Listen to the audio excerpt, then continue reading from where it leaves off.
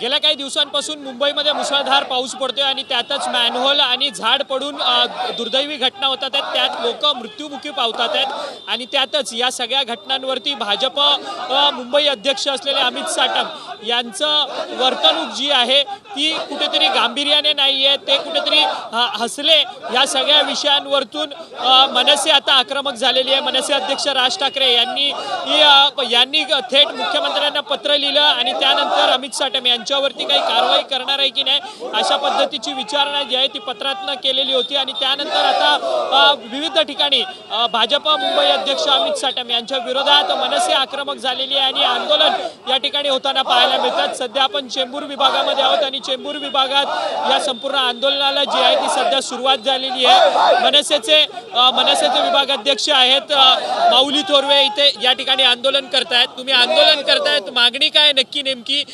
तुमच्या पक्षाचे अध्यक्ष असलेले राज ठाकरे यांनी देखील मुख्यमंत्र्यांना या संदर्भात पत्र लिहिलं आहे।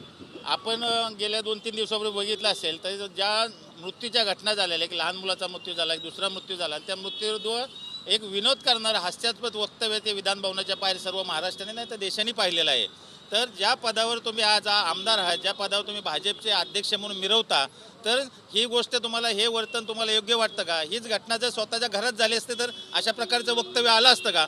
या वक्तव्याचा निषेध आम्ही महाराष्ट्र नवनिर्माण सेनेच्या वतीने करतोय आणि सगळं मुंबईभर त्यांच्या विरोधात आज प्रदर्शने करत आहेत। खरं तर पण मुंबई भाजप अध्यक्षपदावरती आहेत, त्यांच्या राजीनाम्याची सातत्याने मागणी केली जाते, परंतु त्यांच्याकडनं अद्याप मात्र किंवा त्यांच्या पक्षाकडनं कोणतीही भूमिका नाही आहे या सगळ्या संदर्भात। आपण पाहिलं असेल तर कालच माननीय राजसाहेबांनी एक पोस्ट केली होती आणि त्यामध्ये देवेंद्र फडणवीसांना आवाहन केलं होतं की बेताल वक्तव्य करणाऱ्या मंत्र्यांना, आमदारांना कुठेतरी आपण बाजूला केलं पाहिजे, पण तसं होताना दिसत नाही। यांना कुठेतरी सत्तेची मस्ती चाललेली आहे आणि जनता ह्यांना त्या किड्या मुंग्यांसारखे आहे, त्यांना कोणी मेलं गेलं तर काही फरक पडत नाही, ते आपल्या धुंदीमध्ये आहेत आणि आपली सत्ता ही कायमस्वरूपी आपलीच आहे ह्या त्या भ्रमात आहेत। परंतु एक दिवस आता येईल सत्तेवरनं, ज्यावेळेस हे पाय उतार होतील त्यावेळेस यांना अक्कल येईल की आपण केलेल्या वर्तनाचा या महाराष्ट्राच्या जनतेने कुठल्या प्रकारे त्यांना बाजूला केलेला आहे, येत्या काळात त्यांना पश्चाताप नक्कीच होईल। परंतु तुम्ही फक्त आंदोलनं करतायत, तिथं जोडे मारून त्यांच्या फोटोला मारतायत, परंतु यापुढे मनसे कशा पद्धतीने, कारण की मनसे स्वतःच्या स्टाईलला प्रसिद्ध आहे, आम्ही फक्त आज निदर्शनं करतोय शांततेने आणि यापुढच्या काळात जर त्यांचा राजीनामा नाही घेतला तर माननीय राजसाहेब ठाकरे यांच्या आदेशाने संपूर्ण मुंबई शहरामध्ये खळकट्ट्या प्रकारचं आंदोलन केलं जाईल। तर आपण पाहिलं तर मनसेचं या ठिकाणी आंदोलन सुरू झालेलं आहे आणि मनसेच्या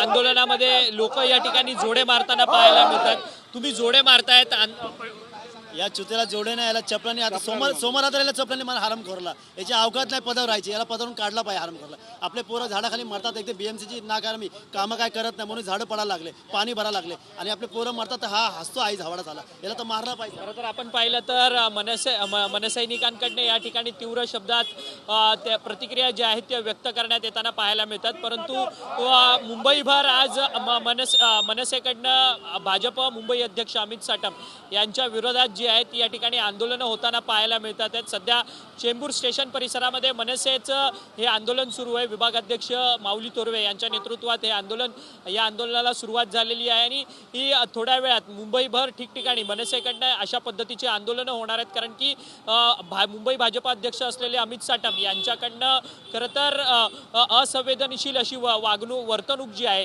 ती घडली गेलेली आहे आणि याच सगळ्या गोष्टीमुळे खरं तर आता राज्यभर मनसे जी आहे ती आक्रमक झालेली असल्याचं आपल्याला पाहायला मिळतं। व्हिडिओ जर्नलिस्ट योगेश गुरवसह अक्षय मंकणी, TV9 मराठी, मुंबई।